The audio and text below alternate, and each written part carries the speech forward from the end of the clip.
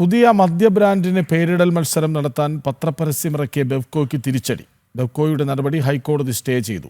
മലബാർ ഡിസ്റ്റിലറീസിനോട് വിശദീകരണം നൽകാനും കോടതി നിർദ്ദേശം നൽകി. അതേസമയം സമാന പദ്ധതി പ്രഖ്യാപിച്ചത് തങ്ങളല്ലെന്നാണ് ബെവ്കോ കോടതിയിൽ സത്യവാങ്മൂലം നൽകിയത്. പാലക്കാട് മലബാർ ഡിസ്റ്റിലറീസിൽ നിന്നിറക്കുന്ന പുതിയ മദ്യബ്രാൻഡിന് പേരും ലോഗോയും നിർദ്ദേശിക്കുന്നവർക്ക് 10,000 രൂപ സമ്മാനം പ്രഖ്യാപിച്ച ബെവ്കോ നടപടിക്കാണ് ഹൈക്കോടതിയുടെ സ്റ്റേ. മത്സരം ചോദ്യം ചെയ്ത് Kollam DCC general secretary MM Sanjeev Kumar അടക്കം നൽകിയ ഹർജികളിലാണ് ഹൈക്കോടതിയുടെ ഇടക്കാല ഉത്തരവ്.